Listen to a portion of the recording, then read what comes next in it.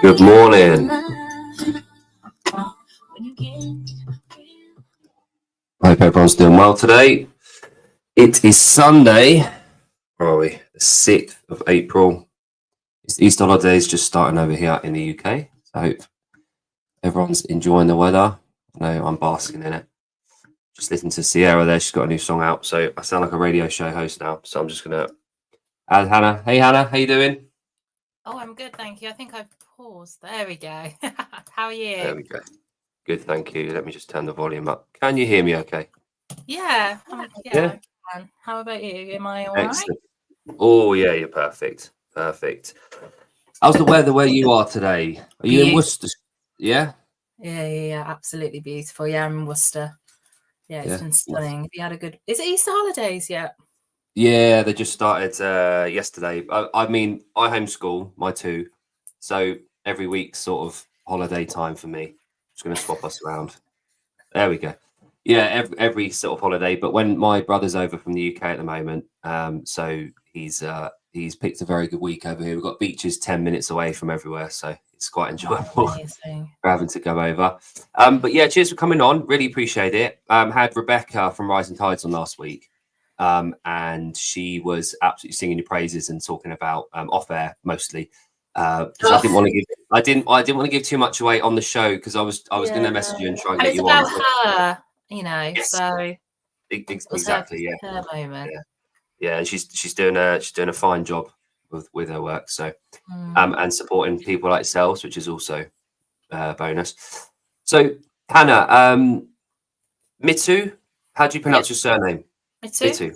Really interesting name. Where's that come from? It's Jamaican. So that's where my mother's from. And my dad's actually Welsh.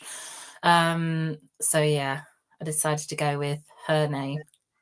Right. So Welsh and Mexican. That's quite diverse. Yeah. A lot of singing, I'd imagine, in the house. Not sure about that, but there's always a lot of music. Yeah. They're both tone deaf. We're all tone deaf. Yeah, right. But yeah, there's always been lots of music, lots of reading, lots of sports. So yeah, it was a good household to grow up in. Excellent. Are they still together? Parents? My dad passed last year. But my mum's still like going strong. Our family, there's a running joke. It's the women in our family I think my nan's like 96 now. And the aunts are over 100. So, we're going to outlive them. It's always the running joke. Yeah, it's funny that, isn't it? You tend to find the women last a little bit longer. Like my great nan, she lasted to 99. Small little woman, like 4'10" Did all right. Yeah, just got through it. Yeah. So growing up, then had a fairly happy childhood. Oh, beautiful. Yeah. They gave me, it was that thing, and they've passed it on to me with my son. They gave me everything they didn't have. And so yeah, beautiful. Horse riding, swimming, music, played instruments. Incredibly lucky and privileged from that. They worked 2 jobs. And me and my brother always never went without. So yeah, we were incredibly lucky to have those kinds of experiences. Sports. What else do we have? Yeah, just everything. Absolutely anything and everything. Do you think in hindsight you appreciated that at the time? No, because Worcester's semi-affluent, I suppose. So a lot of a lot of the kids that we were around kind of had similar, and you don't really appreciate what you have until you realize what it took to get there.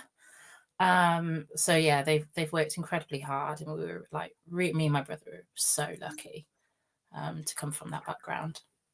Good. And did you say you've got a son now yourself? Yeah, he's going to be 18 in July. Wow. How old are you, Anna? Huh? How old are you, sorry? I'm 36. I had him when I was 17. So. Do you know what?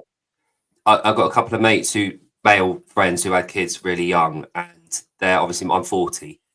They're my age, and they've got basically a 20 and a 21-year-old at my age, and they've got to experience living and growing up with their kid alongside them, so to Well, speak. that's it, actually. I heard it said the other day on TV. It's almost like you grew up together, and it's so true. You grew up together. And my friends are now having children. And so I suppose they're having a very different experience of parenthood. And one that sometimes I look at longingly, because obviously my experience is very different. I wouldn't change it because obviously it's meant who we are, and etc., etc. But yeah, I do look and just think, oh gosh, what would it have been like if I had had him later in life? But again, is what it is, and there's just no point, ruminating over it. No, you know the cards you dealt, and you learn to kind of enjoy and embrace what you do have. I think as you get older, you more appreciate that. But my mum had me when she was 22, so still quite young, and she talks now like me, 40. I've got my own kids, 7 and 6, and we talk a lot, and she does say often about how nice it was growing up as a younger adult, being able to grow up with your kids and that kind of thing. So there are massively benefits. At the time, probably a little bit challenging, and you do sometimes probably think back and think, what would my 20s have looked like had I not had kids? But you know what? It's funny because I feel like 18, when he kind of turned 18, it just feels like this massive like doorway, this transition, not only for him, but like this transition of motherhood of a different type. And so for him, it's going to be buying a pint and, getting a car, and, he's not going to uni. We're trying to see if he wants to go to the Navy or, that kind of route. And then, well, for him, he's 6'3" and built like a rugby player. So, he's probably already bought a pint before. That's not going to be new. But yeah, there's just this massive transitional thing for me. But obviously, it's not about me; it's about him. And I think it's just this. What do you do now? Because it's already. I see it as like a chapter of my life, and it feels like it was never my life, but also was my life in a weird way, because I'm so different to who I was then, and now I've got this, 60 years apparently in front of me, which is gamey. It's always good. Like, I'm sure that you will come on to what we do at the moment in a bit, but I'm sure you can use that perspective really well with your career at the moment. So happy childhood, happy growing up, school and sport. So you mentioned a couple of sports there. Did you were you fortunate enough to be able to do sport at a certain level until 18? Were you involved in sports? So I did horse riding from the age of 5 till I found alcohol, so 15. And obviously not going out, hanging out with your mates on a Saturday was way more fun than going down the yard at that moment when I was 15. So that was amazing. Played netball, but always felt it was kind of, I wasn't a cool kid. Excellent at long distance, because my mindset was like, well, if I just do slow and steady, I'm just going to beat you all anyway. And discus, because I'm just naturally built to lift and grunt work as it were. So went to county for discus, but apart from that, no, nothing too, it was very much academic led in our house. But yeah, I loved it. Did kickboxing, or it's now K1. Went to a brown belt. Yeah, always been really active. Loved hockey and things like that. Did dance for a really long time as well. So quite a broad kind of spectrum of movement and challenges, I guess. I'd give it a go. Yeah. So always found a real sense of peace with like moving my body. So like a real therapy to that. And then what I didn't realize, so about 15, I went off the rails, and I think I talk about it quite a bit. I had a decade probably, from 15 to 26. So found CrossFit when I was 26 or 27. Can't be coming up to a decade. That's embarrassing. And yeah, just, I don't know if I can say, but drug, sex, rock and roll for about a decade. Viewed my 20s down the bottom of a pint glass, went to far too many raves, did far too many things. And turns out later on I had a late diagnosis of ADHD and autism. So that was it kind of went, oh, right, so that makes sense now. So yeah, kind of had this lovely, beautiful childhood, loads of sports and loads of things, which actually was the ADHD. And that's why I felt so calm when moving my body. And then a decade of none of that regular sport, none of that regular interaction, none of that discipline that you have. And we went a bit haywire. And then walked up to the steps one day it was Bullpen in Worcester. It's the Blueprint. And just is that Will Kane's place? Fraser, Mackenzie, Will Kane, and then the AOD boys. Yes, right. Okay. But it was Will's and Fraser's at the time, so walked up there. I was in a particularly low point in my life. Walked up and I think I had holes in my shoes at that point as well, because it was real low at that moment. I walked in and I was just blown away. I was like, oh, I've got to be here. Like, this is the place. What took you there? What took you to the doors? It was actually a friend. He was a strongman, so there wasn't many places in Worcester that had lifting platforms, like proper ones.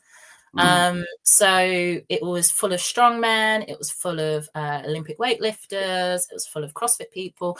I think it was also, or CrossFit athletes. Who else was in there? Like people who did handstands and like just such a multitude of different disciplines all in one place.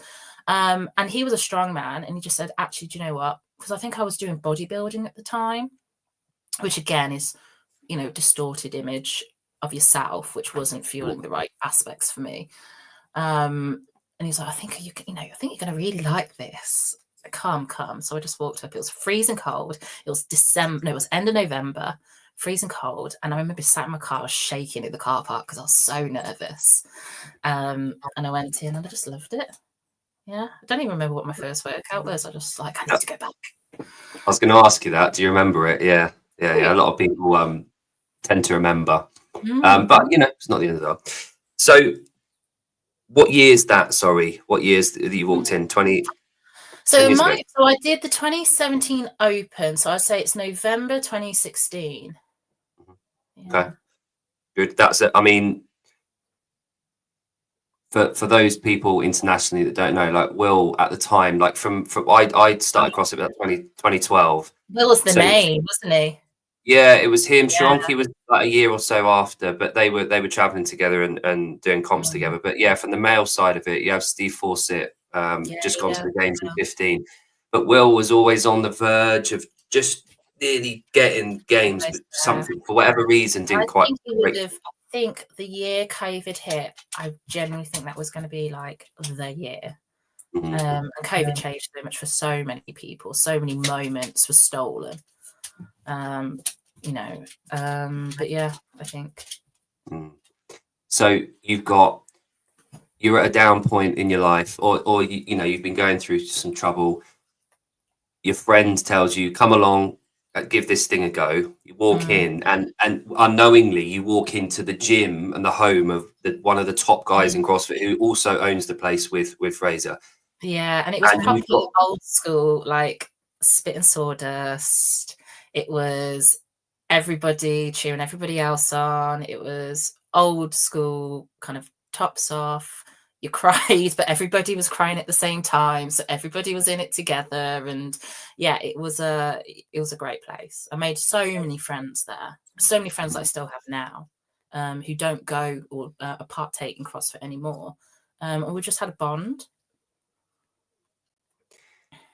I think and again at 2016, probably for many people, through many people's eyes, the golden era was from like 2013 to 2018. So slap bang in the middle of that kind of golden era when everything made sense, and you've gone into this like perfect gym where you can go in and experience that.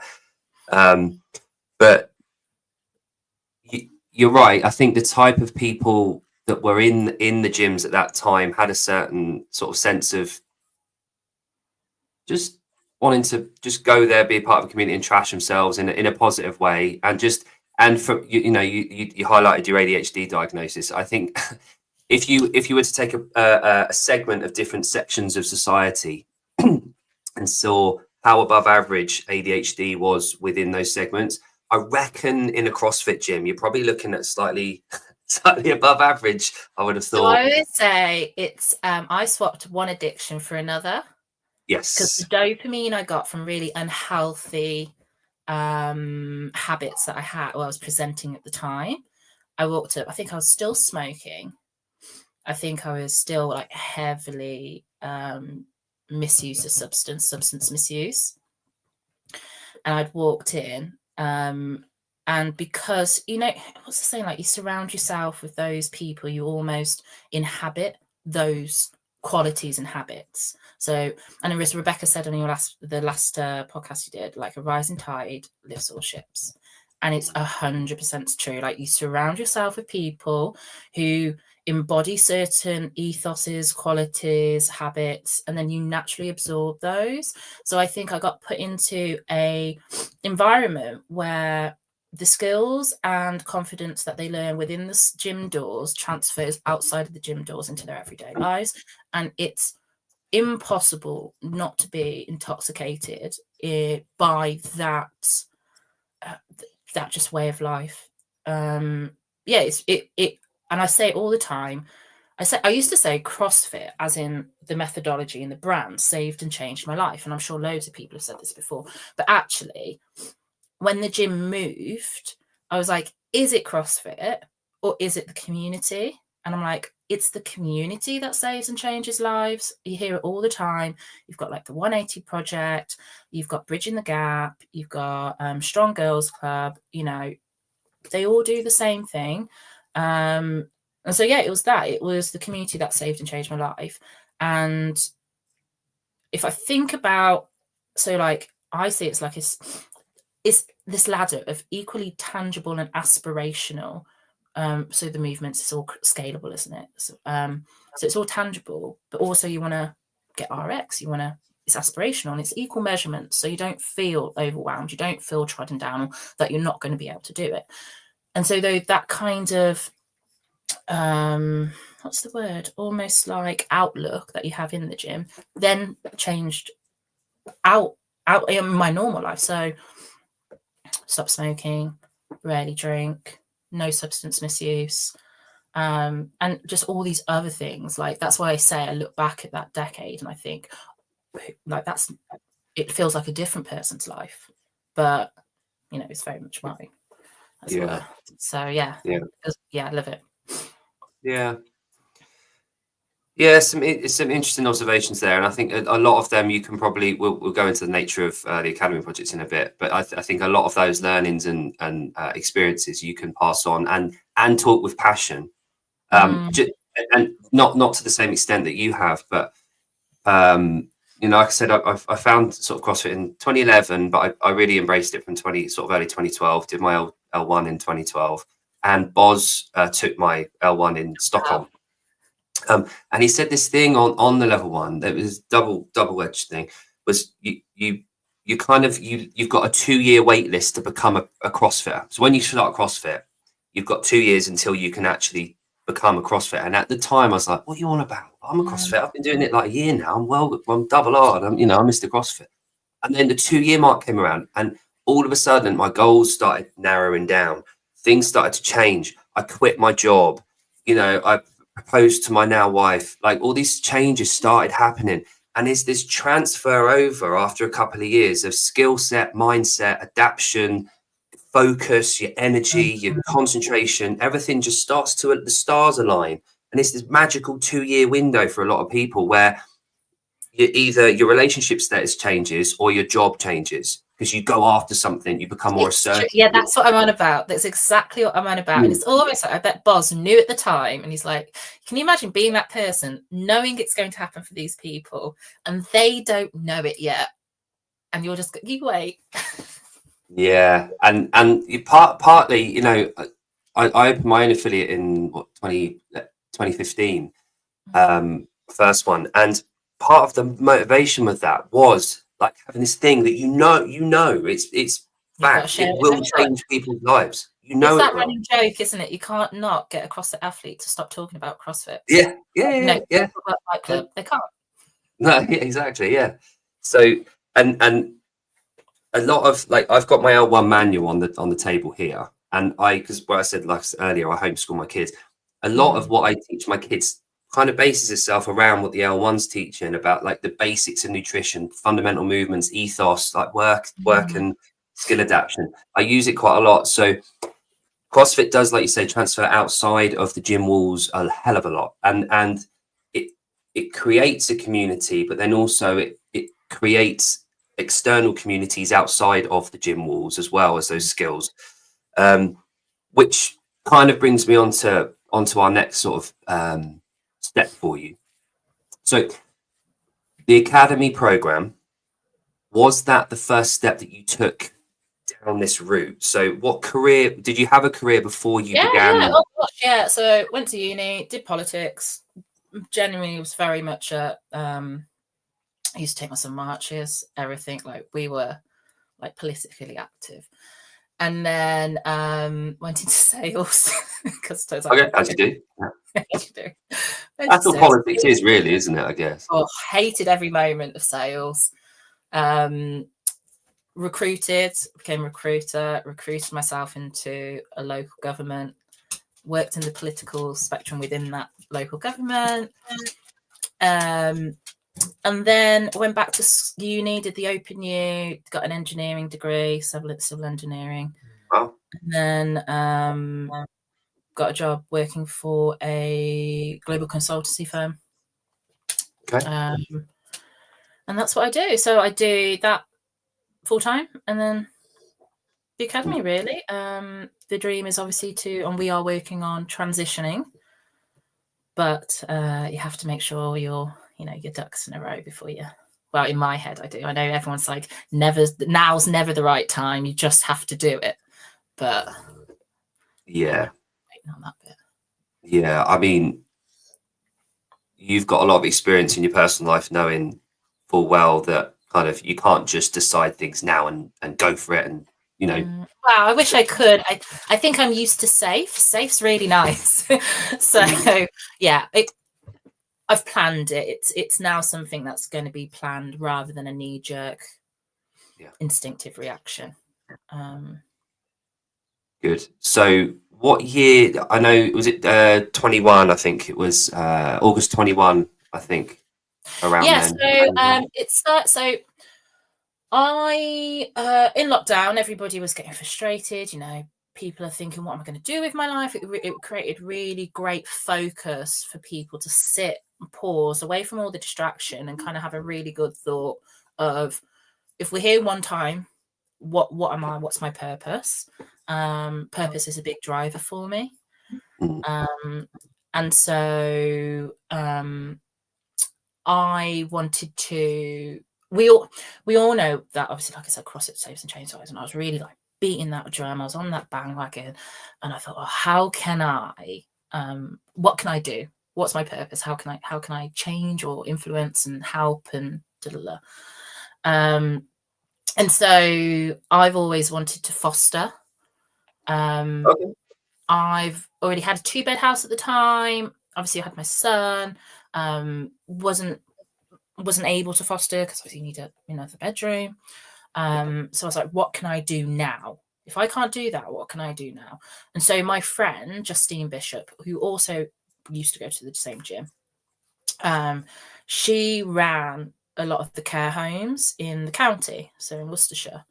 And I was like, oh, mate, I'd really love to do. I think I put up a story just saying I'd love to do this. And she replied saying, well, mate, I've got a load of, I can have access. Do you want to do something? Do you want to do a respite on a Saturday?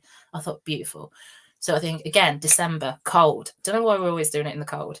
Went to Boston Tea Party, had a lovely, never met her. She was a 6 a.m.er. I was a 6 p.m. So obviously never before. Different breed, those 6 a.m. Rival gangs, yeah. She was nervous. She said, "I felt like a first date. I've never met you before." So yeah, we had our first date, and yeah, we got on like a house on fire, and we were like, "What can we do?" But it turned out the local government wouldn't give us or allow access to young people looked after children. So LAC, I know they hate that terminology, or care experienced children, without an educational arm to it. And there are a lot of teachers. I don't know if you find in your affiliate that there's a lot of people who are on their feet all the time. So nurses, doctors, police, service, firefighters, teachers. Again, people in sales. So people who are on their feet all the time. That's usually predominantly a lot of the professions. And there was a proportionally high amount of teachers at Blueprint.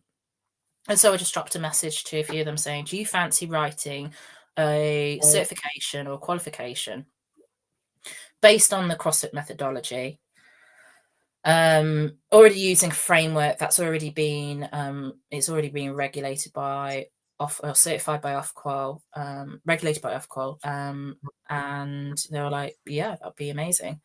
So we sat down and wrote a sports and fitness short course.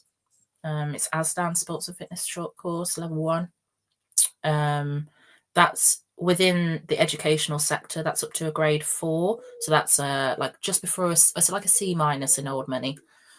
And yeah, so we wrote that, presented it to the local authority.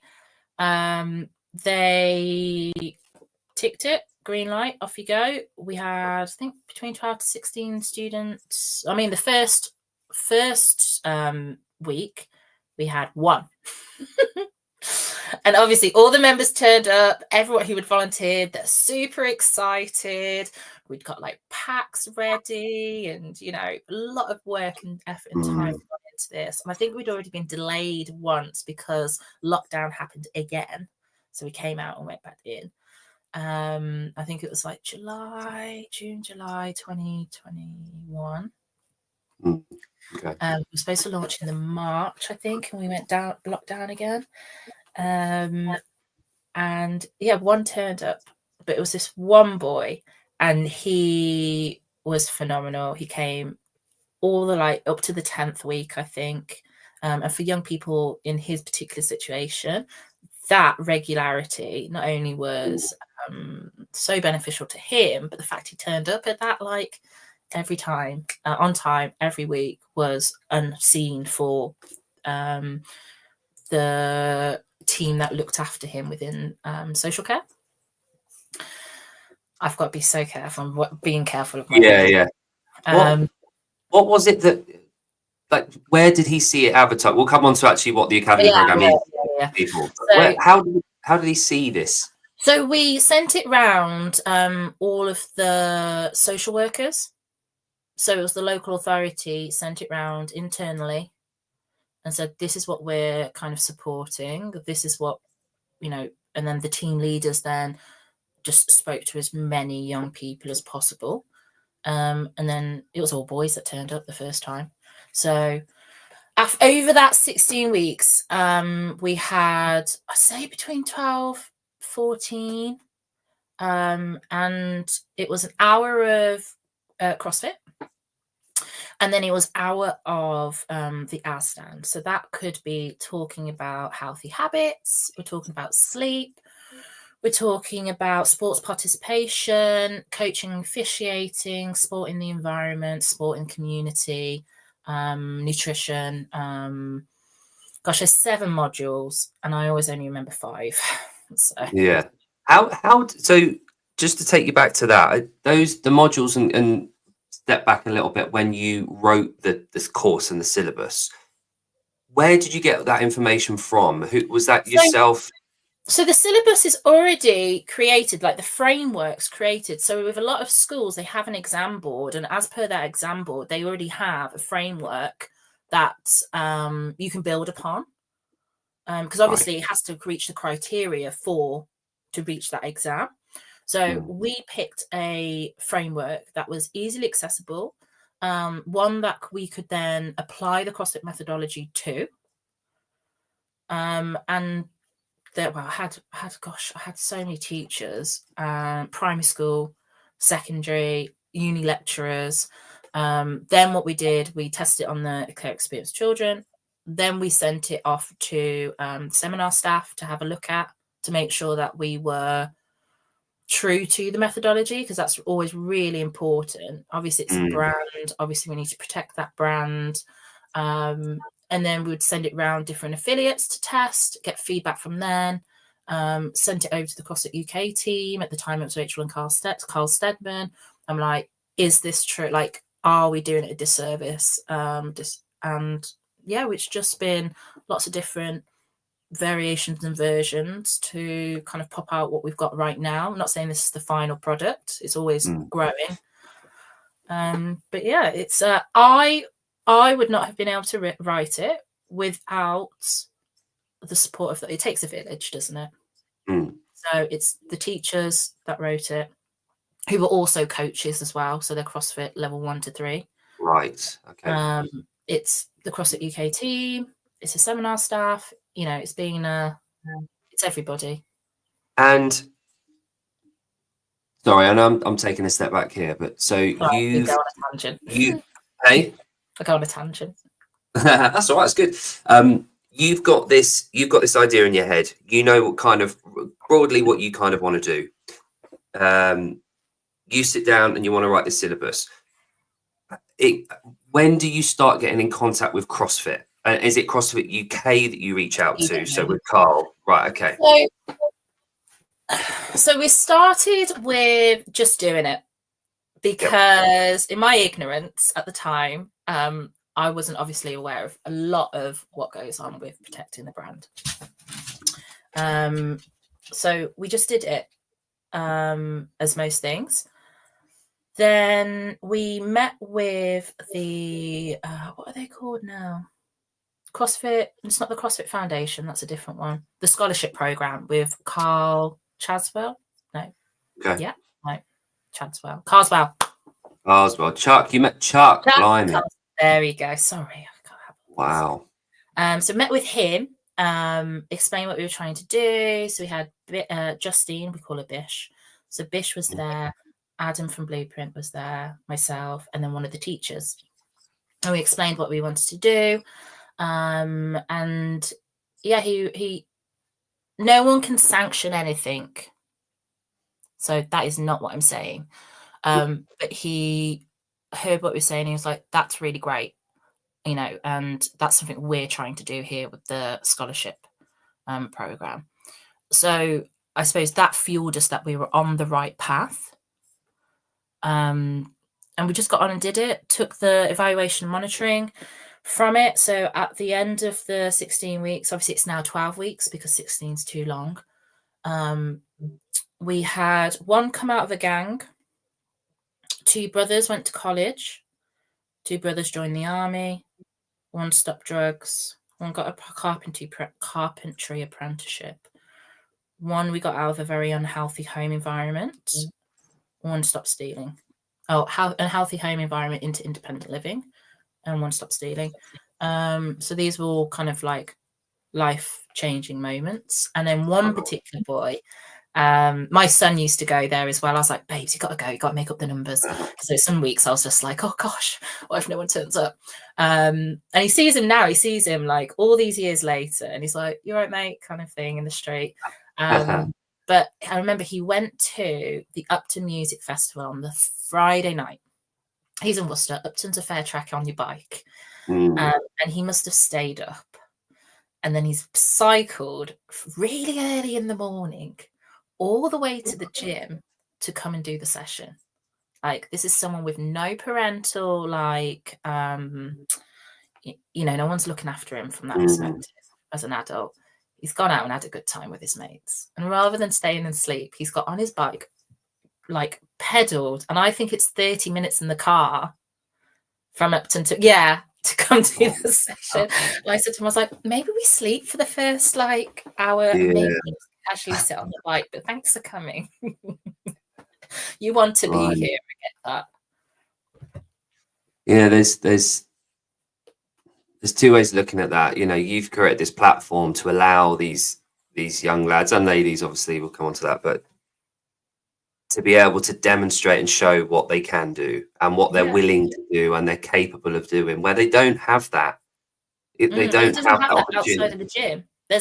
There's no adult saying, we care for you, we want you here, you're doing a great job, aren't you amazing? Because also I think that's also where CrossFit goes really, really well within that community. After we leave, I don't know, education or our parents' home, who's really saying, you're amazing, well done you, good, you did a good job today? And actually, we're still humans, we still need that. So when you get that fist pump at the end of a workout, or you have someone cheering you, you know, at the open in the last few minutes, and you've got that whole network like lifting you up, where'd you get that anymore? Yeah, you know, do you know what? It's like the same thing, but slightly differently. I've been talking to a lot of people in the gyms and online and that the last kind of couple of weeks. That program Adolescence, obviously, that came out. I haven't watched it, and I will do at one point, but for reasons I won't watch it yet. But it's brought about this discussion about specifically young men here, not talking about girls for the time being, but for young men. Where are the strong male role models, the positive, that give off this full strong masculine male role model vibe that the boys can look to and learn from and admire and respect, to work hard and to be those type of people? I It's think this it's a real redefinition of what masculinity exactly, is. and this is what it keeps coming back to. It's the ability to also embrace emotion. And how do we deliver emotion? How do we look at rejection? How do we process things that we didn't want to happen? How do we process those? And what actions do we take from those emotions? So Mel Robbins really, really been enjoying this let them. So when I was younger and I didn't realize it was the autism. When my day, something I planned hadn't gone to the way it should be, someone's cancelled, right? The white fury inside of me, like, it wouldn't be expressed in violence or anything like that, but the internal anger, I didn't know how to process that. And so that's now gone because I've managed this like internal dialogue, this huge amount of control and discipline. Whereas let them, and this is something we started based off Adolescence, we're actually starting to write a new program. Not based off, but that's kind of spearheaded. We started writing it anyway, and we're like, okay, hang on, why don't we include how we process emotions into that? And so, like, let them, and Claire and I, one of the team members, talk about this the other day, like, let them think you're a geek. Let them think you do X and Y and Z. Just let them. And it gives you that moment to decide how you're going to react. You know, it calms your mind and dulls that emotion. And you can think, right, if I'm letting them think like that, how do I want to react to them? That's true to who I am and how I want to move in the world. So yeah, I think it's deciding as to read what whoever's definition of masculinity is, and that's going to be different for everybody. And then how do we provide a space that allows young people and adults to express how they feel without judgment, but to also develop emotional regulation. That's the best way, most politically correct way I'm going to answer that. Yeah. It's funny because the discussion needs to be had, and there's been a couple of like dead ends that I've got to talking with people because they get to a point and they're not willing to really carry on exploring the purpose and the point of it. You can bring the horse to water. Yeah. And I asked the lady last week, we go off on tangents and we're talking about this topic, and I really want to explore it because obviously I'm a 40-year-old guy. I've gone through half my life probably I've got a young boy, he's 6. I coach so many teenage lads in weightlifting and CrossFit and powerlifting. And I want to know where and what it is that attracts. A lot of boys have this aggression in them, and it is around that emotive kind of stability and processing, like you talked about. So the ability to process our emotions, but there is undeniably a physical and aggressive kind of mode that boys can sink into at certain points. And I'm not.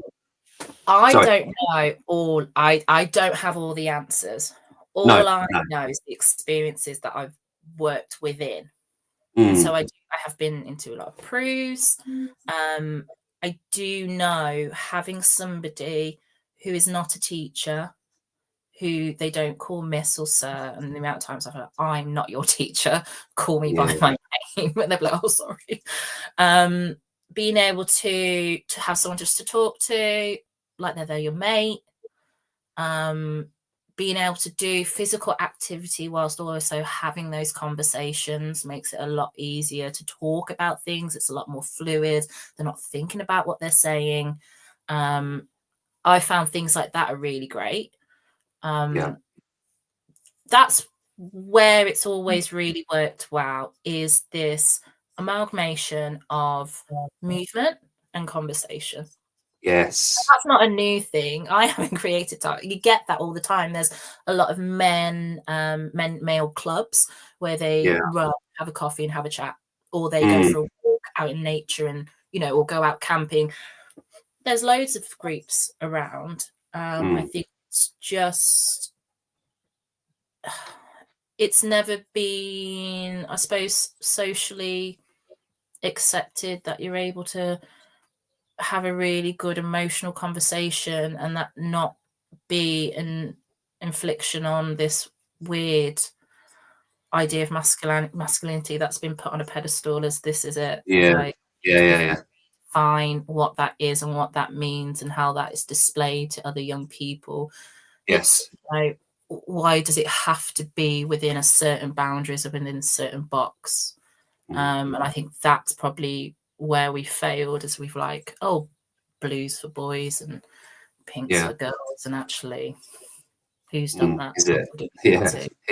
So I think it's just that's kind of what we're now looking at, is this stereotypical version of what that means, why it means what it means, and who's put that there within society. And I think that's where those conversations are coming back around, because we're now questioning, and that's a brilliant, great thing, and for those people who don't want to have that delve deeper into that conversation, it's just because they're not ready to ask those questions. That's a good point. Conversation. And I like that, what you said about movement and conversation. I've never really pinned that down to like 3 words. But my dad, very working class, he was a foreman in a panel beating and spraying company. And they would obviously be very physical, sit down with their lunchbox, eat the sandwiches and chat rubbish. And chat, and then get back to work. And then you see that in the CrossFit gym. Chat rubbish during the warm-up, we'll get to work at the end, we're all a pile of shit on the floor at the end, covered in sweat in the corners. And that's the most real conversation that you'll have all day, is that oxytocin that's released. So oxytocin, I think, is the bonding. Is it oxytocin? Yeah, it's the bonding. So you've done physical activity together, and then you've gone through pain. Everyone's gone through the same experience together, and so then you have a bonding agent. So that's often why you find a lot of your friends maybe from CrossFit, and maybe then some childhood friends as well. But I find that's probably also really well. Yeah, and anyone that's been to a CrossFit gym for any amount of time knows exactly what we're talking about. So, and I think going back to the academy program, that can be such and I'm preaching to the choir here, but I'm assuming you've got to be careful. What we do, because I don't think I've please do. So we started off with looked after children. We thought, oh my gosh, these are like amazing outcomes from young people outside of the mainstream education. because the YASDAN would work towards their virtual schooling, which is what they have if they're not within mainstream education. So they've been expelled, or they're on management, they've been expelled. And so there was a local gym, not a local gym, a local high school called Droitwich High School. We had partnered. We asked another local gym called Fauna if they would be interested. We partnered them with Droitwich, and then we tested it on 16 children within mainstream school, but they had been selected either through the different targeted groups. So it could be Key Stage 4 girls who we are renowned aren't active within PE, boys who potentially need role models, reduced timetable. So that's when the school reduces the timetable based on the student's attendance, or they're at risk of leaving NEET. That means that they're not going to leave any qualifications. And so there was neurodiverse, not bunching everybody in together, but it works really well for these kind of like categories. And not one then has the other. So like, just because they're NEET doesn't mean they're neurodiverse, and just because they're neurodiverse doesn't mean they're like Key Stage 4 girl doesn't like PE. And we reduced it from 16 weeks to the 12. Again, revised the qualification, and they all passed. They had a fantastic time. I think I've got the photo on Instagram somewhere, on our Instagram. Worked really well. And then Active Hereford and Worcestershire. So Active Partnership is funded by Sport England. So you got Sport England, government, Sport England, give them the money. They disseminate it through Active Partnerships, which are like counties broken up throughout the UK. No, for England. And yeah, then they work with their communities to develop active participation or lifelong participation, physical literacy journey, and make sport or activity accessible to young people up to older generation, to a variety of social economic backgrounds, ethnic minorities. And they funded that for that school to have a non-profit CrossFit affiliate put into the school. So wow, so what does that look like? So they had a gymnasium that wasn't being used. So not the sports hall with the standard, you know, benches, hoops, wooden flooring. Yeah. So this one was a gymnasium. It was floored, so matted. Couldn't have a rig in because some of them have asbestos in. We're working with like structural restrictions. And then it has cardio kit, bikes, skipping ropes, barbells. Some of them, if they can't get a freestanding rig, they have the ones that come out. Yeah, nice. You know, the flat ones against the wall, or the single ones against the wall. And then that's embedded into the 6-week PE. So a lot of school blocks do 6 weeks rugby, 6 weeks netball, 6 weeks, along with the seasons of the academic year. So CrossFit's then put in, and obviously because it's registered as a non-profit CrossFit affiliate, it then could be named CrossFit within the curriculum. After school club, teachers can have then school clubs or their own clubs. The only thing with a non-profit affiliate is obviously you don't pay the fee. Therefore, you can't open it to the community. It must be within the school community. And it's free at the point of entry. So that worked really well.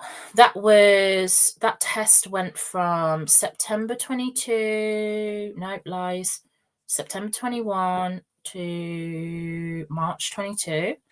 Then July 22, we registered as a community interest company because we were like, hang on a minute, we might be onto something here.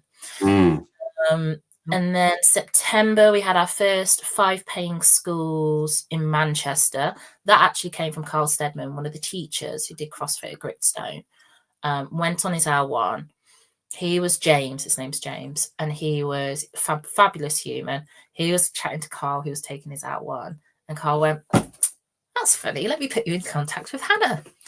And then that was it. Yeah, he'd got some grant money. I think it was like maybe like National Lottery or like Children in Need. And yeah, they all went to Gritstone. So Gritstone had 1 school a day every day for 12 weeks. Lee loved it. Lee Newton. And yeah, they were fabulous. They absolutely loved it. Leah then fed back to us about the qualification. Again, we sit down with most of the affiliates that run them and like, right, what went well? What would you change? Yeah. And yeah, we just revise and go again. And we have this internal argument between healthcare professionals, the coaches, the teachers, and then the affiliate who's delivered. Healthy argument about what needs to be changed and what not. So yeah, that's kind of how we've gone. And so the academy, I look at it as like 3 pillars. We've got our qualification educational brand section, which pairs affiliates. Oh, this is old now. Yeah, I was going to say this is wow. So yeah, that pairs local schools with local affiliates. And then they can either deliver the qualification to these targeted groups who come out of school into a new environment. Excellent example is St. Luke's CV in Exeter and St. James going to CrossFit Pi with Martin. Beautiful story. They took some boys who needed role models into the gym. They'd caught Martin right at the end of his session. And they were just like jaws hit the floor, because Martin can sling some tin. Yeah. So how old are these lads? Oh gosh, year 9, year 10. Oh, like they had it, yeah. And they've never seen anything like this before. This guy who's come up, slung like this incredible snatch, or I can't remember what he was doing.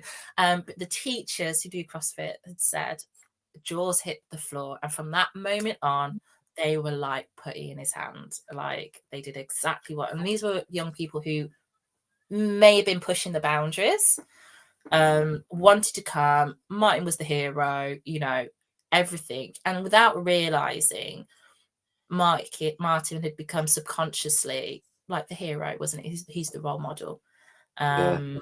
Without having to have any of the responsibility that some people think like being a role model is, because he's just enacting the qualities and the values that he instills within his training, his life, and his community every day. But he's just encompassed this new group of people who've never experienced that before. That work that he put in, that one lift, those 10 years before had all built up to that one lift, and the impact. It's the lift, but it's then his values that he's created within his community and his business. Exactly. Yeah. That's become who he is, that he doesn't even think secondhand about doing it. Yeah. And precisely. For a lot of outside people to talk like that, they're like, well, that's a weird thing to talk, or to be, or to act like. Yeah. So yeah, that's the kind of thing. Like, so we pair them up. Affiliates then they use up their low footfall hours. Open gym, open gym still on. They get paid a set base amount. The school then sometimes they put them on the low attendance day, traditionally Monday and Friday, because obviously parents work from home, for kids who may not want to come into school. And then what they've seen is an increase in attendance on the days that they've put CrossFit on those days. And so, yeah, it's really worked well for attendance, behavior. So say you've got some neurodiverse kids, you pull it in after lunch. You get all the energy out from lunch, or you pull it and then they come back into school for their last lesson and they are not plateaued, what's the word, calm, because we've got all the energy out, and they can focus. So yeah, that's worked really, really well. Work with a multitude of affiliates. I've kind of stopped counting and just kind of got on with it. I think we're on about 67 schools, but that's not all that we look after right now. That's from the duration of time. Some of them are still working with us. Some of them have moved on to different projects with us. Some come back just for, Hannah, what's your advice on this? And we've always very much created a very, it's been very much a friendly, professional but casual relationship that we have with them. To this day, there was one in Sutton Coldfield that's paired with B76. We dropped to, how much was it? Maybe 30k that we'd help bid right for them. They've turned their dance studio into a non-profit affiliate, rig, everything. They had a school naming ceremony, and they were like, the gym, they messaged the gym, you've got to come down, you're such a big part of our history, you know, such a big part of our community. Nothing to do with the gym, like, but they're now part of them, and they see them as this connection. So yeah, that's part of what we do. So re-engage disengaged young people back into the school community, either through them going out to the gym or dropping a gym within the school, and then the school, the affiliate then becomes that supportive arm. Same that's happened with Full Moon CrossFit. So Reese Mitchell's gym up in Liverpool, he's paired with Allsop High School. He does those teachers CPD, so they pay him for that. So there's so many different ways and where we can provide really great high-end enriching PE within mainstream school, but also do targeted intervention for those people who need it the most. So yeah, we've got that. Then we have our next arm, which is like called the Ambassador Program. I don't know if you've seen any of those. I don't think I have. I may have seen it, but not the label. No. What? Can you give me an example of that? Let me show you. Can I share on this screen? I'm not sure. You might be able to share your. Yeah, I'm going to share my screen. So we have. If not, if you send it to me in the private chat on the right, I'll be able to pull it up. We have a group of excellent teens who are already in the CrossFit space. So we've got Jo Thompson, Ava Rose, Kiara De Silva, Connor Kemp, Piers Gehring, Hannah Wentz, Molly Butcher, Isla Hill. Most of them have gone to the games at teens. And we support them because I really wanted to start a pastoral care program for young people. Because CrossFit's a brand, it's not a sport. If we were going to have a recognised sport, it'd be functional fitness. We're not a recognised sport yet, but British Functional Fitness want to be the recognised NGB. If we can be functional fitness can be a recognised sport, we can have it on the GCSE sport list, which then helps CrossFit anyway. Then we can get funded. Then we can be a funded sport. Ah, there they are. Aren't they beautiful? They got Hannah, Isla, Connor, and Pierce. This was last year. So where was I going with this? Yeah, so these are already in the space. I want to start a pastoral care program because we haven't got an NGB. Well, at the time we didn't have an NGB, or recognized NGB. Sorry, there wasn't any guidance or governance as to how do we look after young people outside of that standard, like safeguarding. Guidance and governance and how we look after them outside of common sense and the NSPCC training. So I was like, we were seeing quite a lot of young people burn out at the time, and obviously we're always going to get burnout. It's not, it's part of what it is within youth sport. And I was like, right, we're going to create a program. And it's worked really well. So they have lots of different tracks that they can have. So an education track. So that could be, we put Hannah. So Hannah had her CrossFit Kids. Some have had their level 1. Connor's going to be doing his level 2. We did get support for the CrossFit Foundation. They've been phenomenal as well. What else have they had? Safeguarding, British weightlifting. We work with British weightlifting as well now. So they've gone through their coaching course. Then they also then have an athlete track. So we pay for them to do SID triple threat. They select 3 comps that they want to do. So we support them through that. And then we do workshops. So things like competition conduct, sports psychology. So much. Oakley did a load of mindset coaching before they went to the games last year. Opening a facility, marketing, brand management, loads of different things. So we do these got a sleep doctor in. So there's loads of different things that they have to try and make them well-rounded people that are going to be able to, obviously they're resilient anyway, but that emotional side as well, because, they're aged 13 to 21. They've got parents. Parents are amazing, like phenomenal, like parents. But yes, just if we can be like that pastoral care side of it. But they have their own coaches. We don't write programs. That's not what we do. We're just that person they can talk to, or, hey, Han, I really need this. And I'm like, okay, let's go find it. And in return, they go out and they represent us. They go into schools when they can.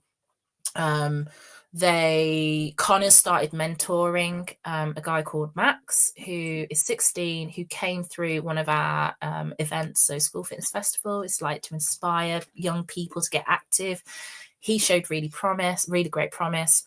We've then Isla's dad then sent him loads of lifters. He's had loads of kit from us. So like Black Cat barbell weightlifting sent loads of kit. And he's just Connor's now his mentor. So Connor gets paid to mentor him whilst Connor's being mentored by us. So it then creates a really great development opportunity for Connor to be a coach. Like, he's already a coach, he's an excellent coach. But that like PT kind of individualized programming, it then develops Connor's skill in that. And yeah, so it's this waterfall chain of they're being mentored by all and have access to all these other great people. And then they're now going to be mentoring people who aren't in the CrossFit space, but then have come through some of the academy program schoolwork. And yeah, they're phenomenal kids. They're absolutely brilliant. And then the last arm is competition. So our thing has very much been about active participation, get people moving.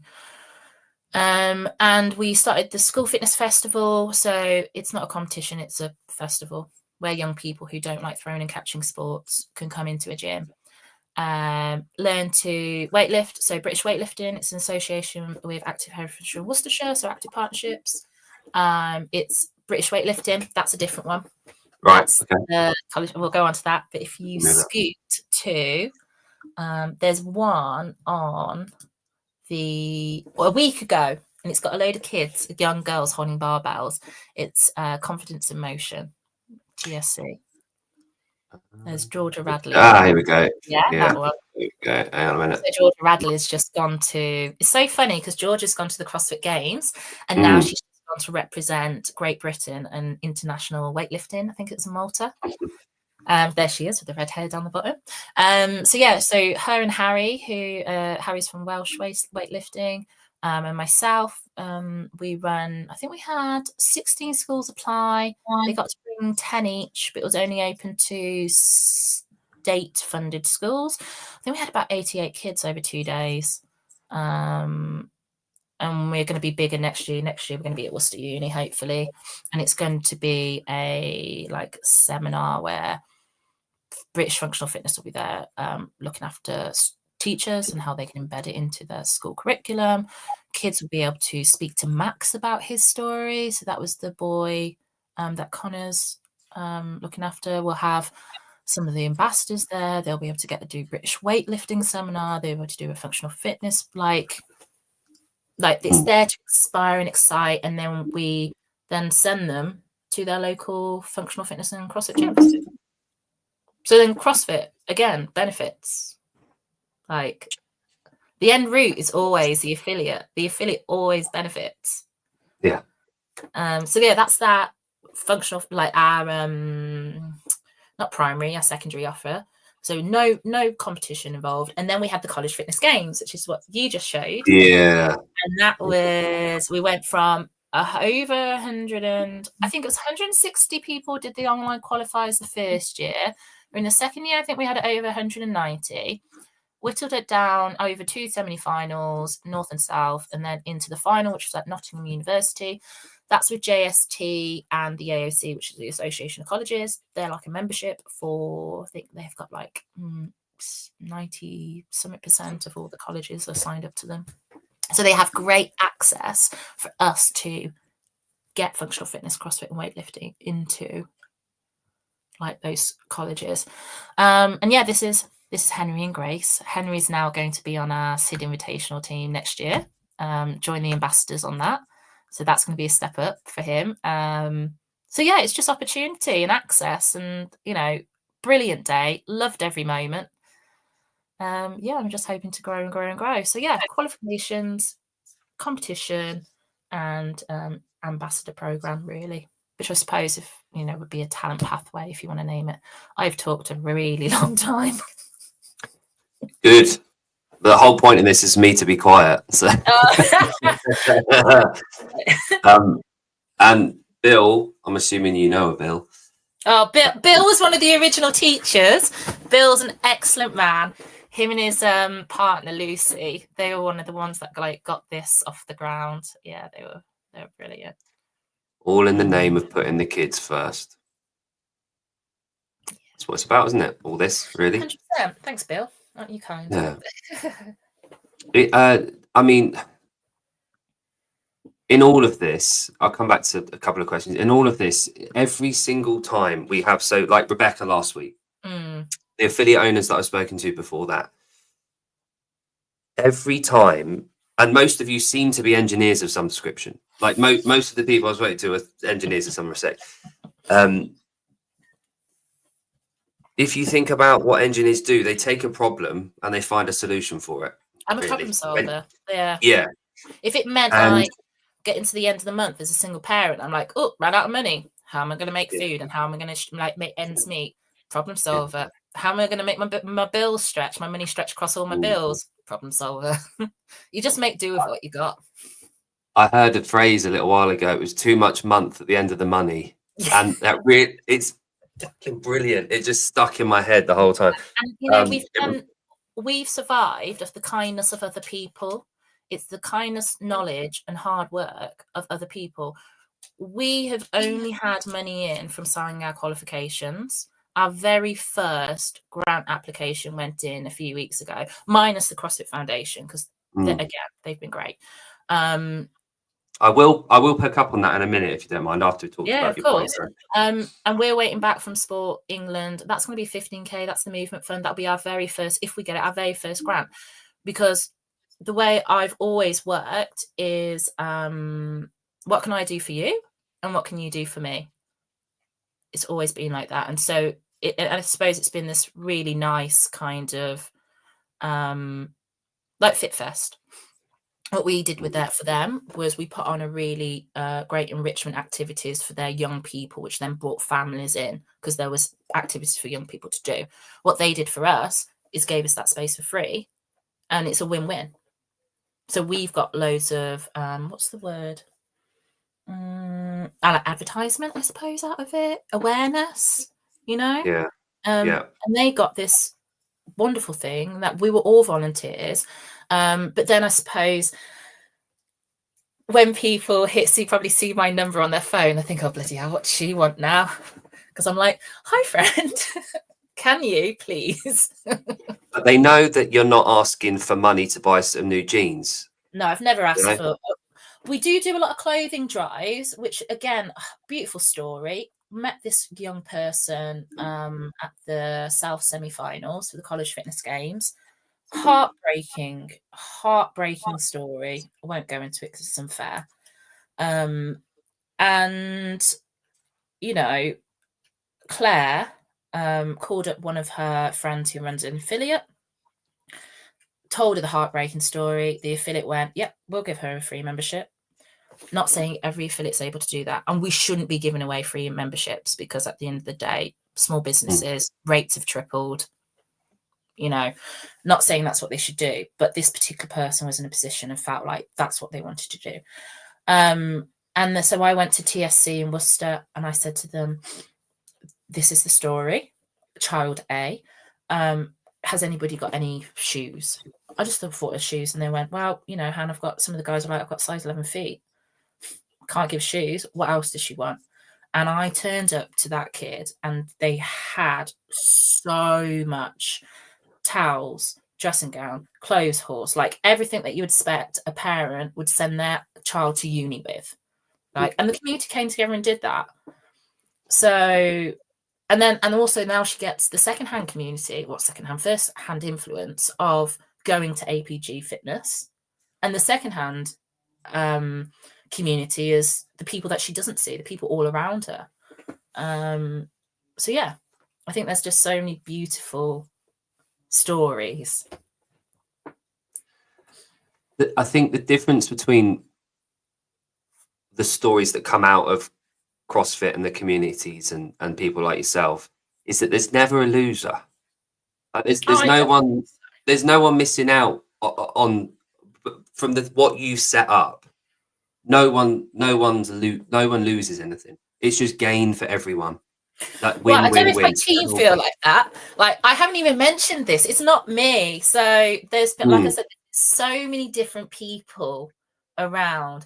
We've just, like, I firmly believe I create an environment where people are able to connect. Like, there's a problem. So you're right. Solve the problem. How do we solve the problem? We solve the problem with people. We're stronger together than divided we fall. That kind of scenario. And so, like, oh, where was I going? I went on a tangent. This is the ADHD. Yeah, you were talking about the people around you that do the work. Oh, yeah. And so the team, obviously we've got lots of different variations of the team, like Bill and Lucy are from that like very first team, and now we've kind of amalgamated into a team of 10. So you've got Bex, Zoe, and Chris. So Chris and Bex, one's an SEND teacher or a support worker in a Peru. One used to be an RE teacher who's actually doing his L1 at Unity Fitness this weekend. So he's having that. He's come out of like RE, so he's come out of education, now works at uni. Got myself.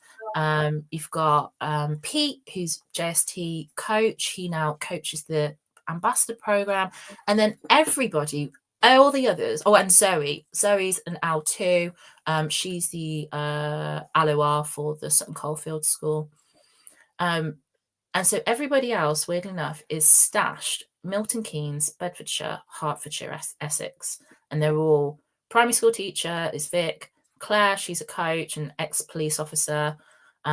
Tyler, he's a sports psychiatrist. So excited to have him. We've had him in the last few months. He's going to add this sports psychology to our ambassador program.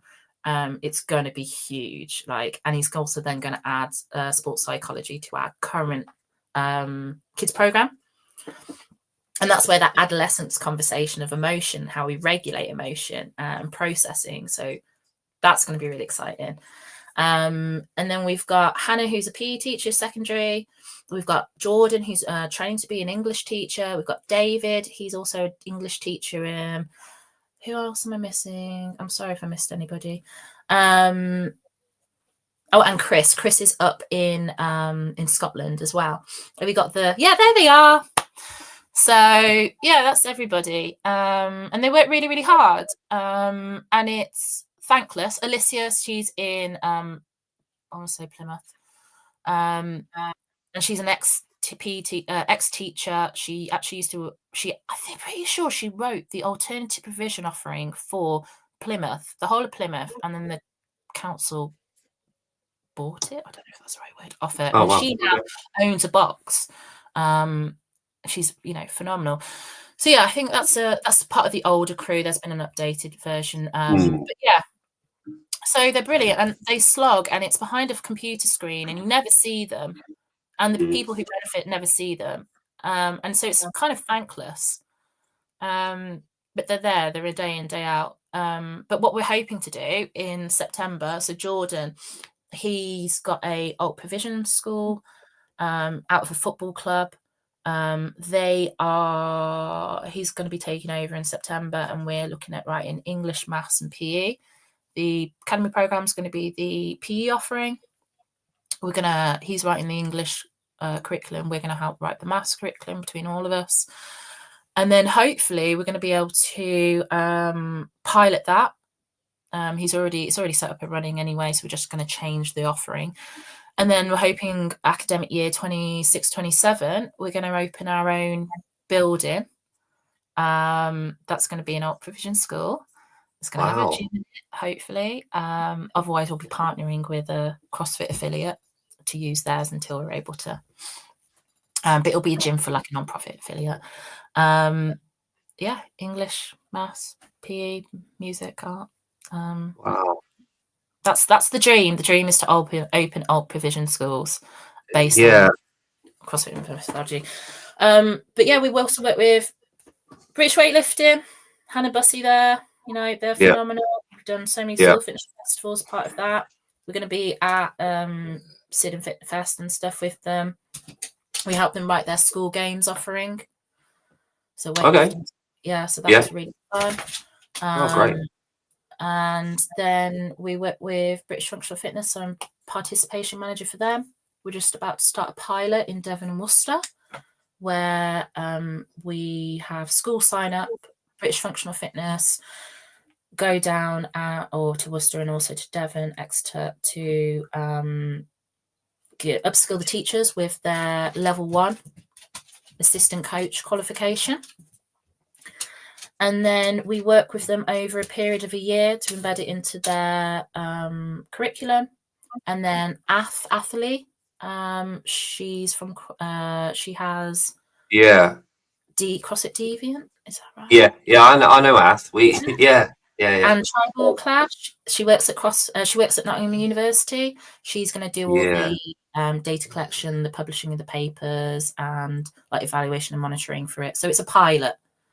So then we spoke to a university in Australia, so potentially they'll be linking up, and so we're hoping we'll publish a paper out of it. We're hoping that we'll be able to demonstrate the functional fitness and then by default CrossFit. Obviously it's not in association. I have to be very clear in that, because obviously functional fitness is a sport, hopefully to be a sport. We're hoping then we'll be able to use these pilots and papers to demonstrate not only its impact, physical impact, social impact, emotional impact, but that functional fitness deserves to be recognised as a sport. And it's all towards to try and get them obviously accredited and recognised. That's it. That's what we do. Yeah. So a couple of things. I know I've taken way too much of your time already. More time. I think it's an hour and 20 minutes. I could talk about this all day. Perfect. Good. I'll hold you to that. So 2 things then. So firstly, if I am, so is it England and Scotland, or is it just England where that you can potentially do it? We'll do it anyway. Right. Yeah. Okay. We work with Ian Madden in Ireland.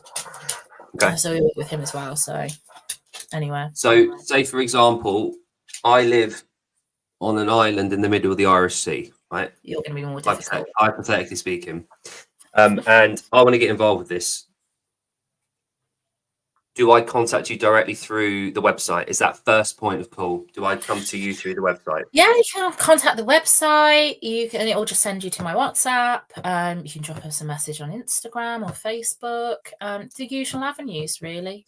Or I can drop my email. But it'll all come to myself or a member of the team. We do an introduction. So we've created a affiliate tool guide. So you can download it from the website.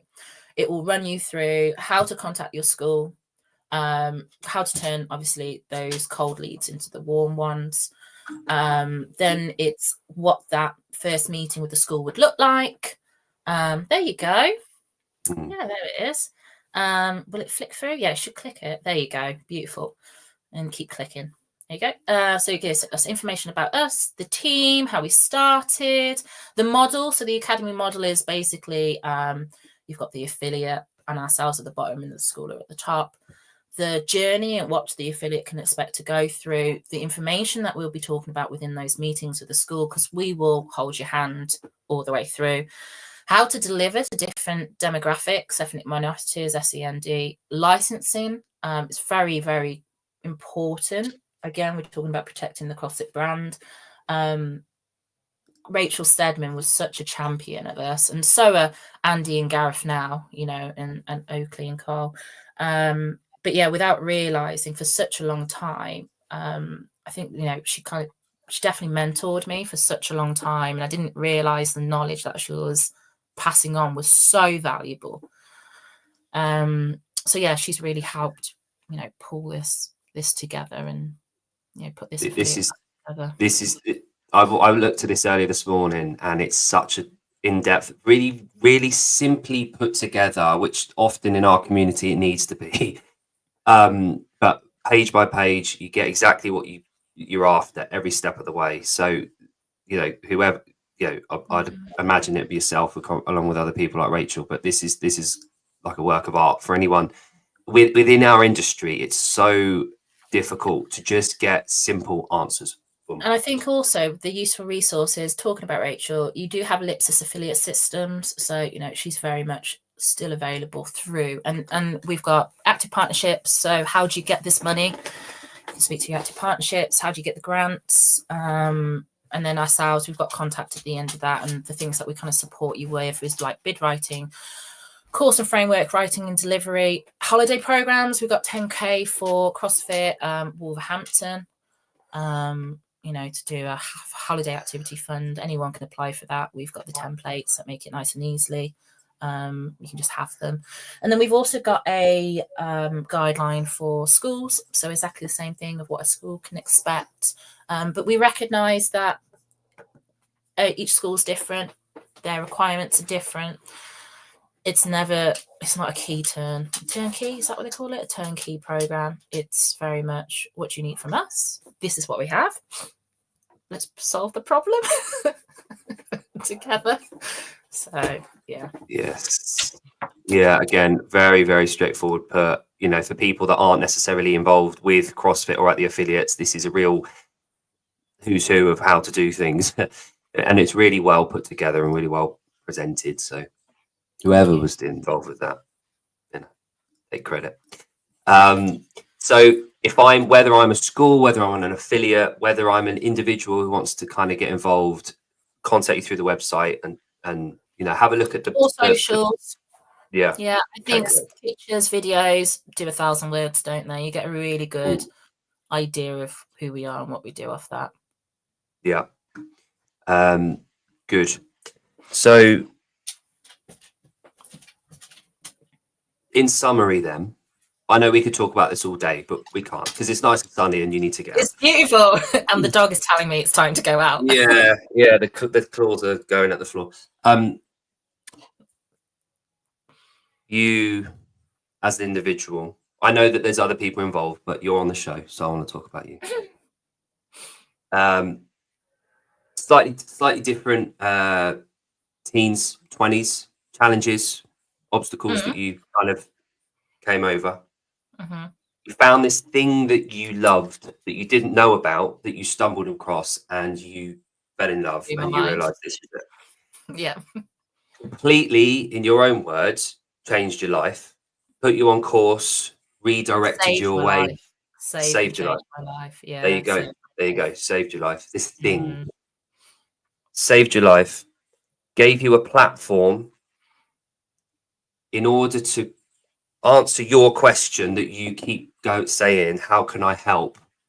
That's your ethos. How can I help? What can I do here? Engineering head, ADHD head, whirlwind, but you want an answer. You've got all the capacity and the mindset in order to do that. And then you set up this business alongside other people involved, obviously, that helps create an opportunity for people that don't have it to get them back into the thing that saved your life. So you've created this loop to get people in to the thing that saved your life. That's a summary of what you've done over the last sort of 6-7 years. Nice, won't it? Hey, yeah. And of course, that thing is the thing that we all appreciate and we see day in, day out. But what you're doing is far beyond. It's parallel to what the affiliate owners and that are doing. But I think you should be really bloody proud of everything that you've done. And the community, the broader community, is really, really fortunate to have someone like yourself that's willing to put in the time and effort. And all the people that are involved with the Academy program have got a lot to be proud of. And it's only going to grow. It's only going to expand with your plans for the future. It looks like it's something that could really be something really big, something really, really big. And that's all down to your mind and the way that you think about things and this opportunity that you've seen. So well done. Thank you. You should be really proud of yourself. So I will be in touch because this is something that I want to explore myself, actually. So partly from a selfish point of view, I saw this and I thought, oh my God, you've done all the work for me. Like you've done it all. All I've got to do is just contribute. Perfect. It's always something that's constantly developing, constantly rolling. That's why I always call it a partnership, because we can learn so much from affiliates. We can learn so much from schools. And by working together, we just create a better product. I hate that, but like a better experience. Yeah. Well, you certainly have. So thank you so much for your time and giving me the space to chat your head off. That's been really appreciated. Oh no, it's my pleasure. So I'm sure you'll have a few emails over the next couple of days from people wanting to get in contact. One of them, which will be mine. So thank you. Everyone check out the Academy program on Instagram and their website. Fantastic socials. I don't know who's in charge of socials, but they're really That's one well of our put together. kids. That's one of the ambassadors. Kira. Oh wow. She does the socials. See, they've all got opportunities, and we give them opportunities to earn money and things where we can. So yeah, shout out to Kira. Incredible. See, rising tides, eh? So, Anna, if you can stay on the line just for a sec, I'm just going to say goodbye to everyone else, and then we'll have a quick chat after. So, thanks everyone for tuning in. If you're watching this after, hopefully you can kind of get some information out of there, especially if you're UK based or British based. Please do get in contact with Hannah if any of that sounds like something you could facilitate. And tomorrow I've got Rickard Long over on the show from Berlin in Germany, talking about his gym and two brain business. So thanks for your time, and I will speak to you tomorrow.